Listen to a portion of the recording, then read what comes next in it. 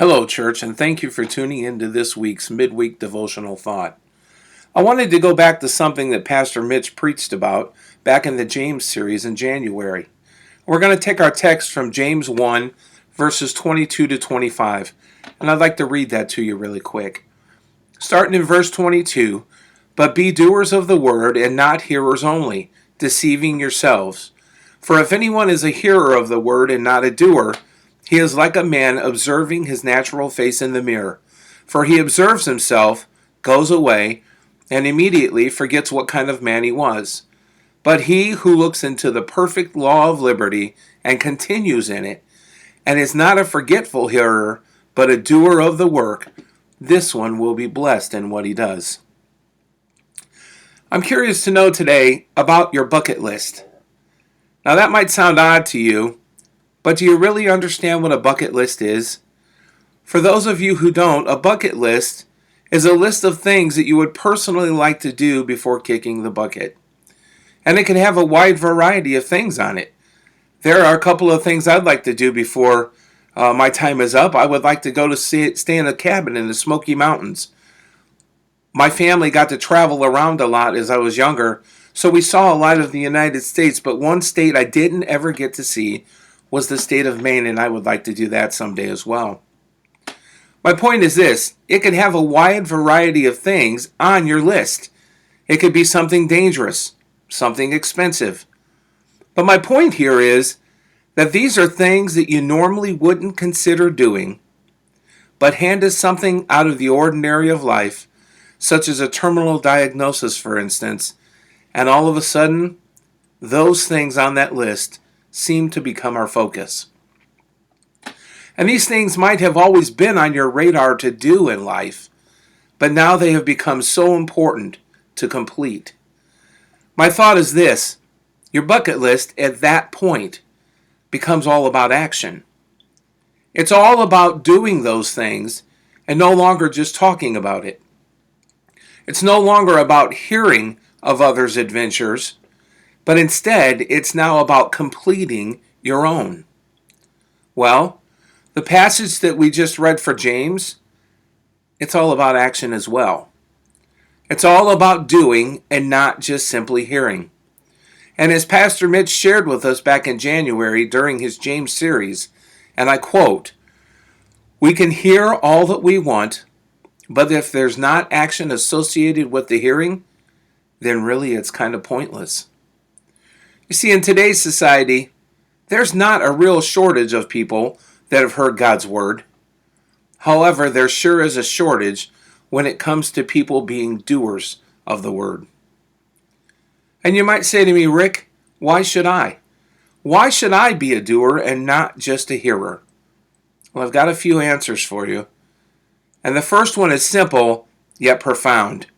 And here it is: because God instructs us to be doers and not just hearers of His Word. Regardless or not, if we ever understand the reason behind this, God instructs us in James 1:22 to be doers of His Word and not just hearers only. And He even sweetens this with a promise of blessing. Listen again to James 1:25. "But he who looks into the perfect law of liberty and continues in it, and is not a forgetful hearer, but a doer of the work, this one will be blessed in what he does." Right there, the promise of a blessing to those who are doers of His work. As believers, we are free to live as God created us to live. Now, of course, this does not mean that we are free to do as we please, as it teaches us in 2 Peter 2:16. Listen, "As free, yet not using liberty as a cloak for vice, but as bondservants to God." See, we are now free to obey God. And you might ask, why does God bless those who are doers of His word? Well, it's simple.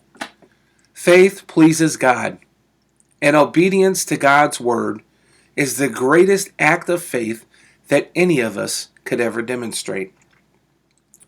You see, it's important to listen to what God says. But it is much more important to obey it and to do what it says. We can measure the effectiveness of our Bible study time by the effect it has on our behavior and attitudes. Knowing this, it prompts this question: do you put into action what you have studied? And here's another reason to be a doer of the word: because the world is watching. We all know that the world is just waiting for Christians to slip up so that they can point the finger. And because we are expected to live out our faith, now, when we fail, it gives the world the opportunity to say, look at the Christians. They can't even get it right. Now, why would we ever want to be a part of that? Truth of the matter is, I could go on and on about this topic, but let me give you, in my opinion, the most important reason of being a doer of the word. It transforms our relationship with God. Listen to what James 1:21 reads.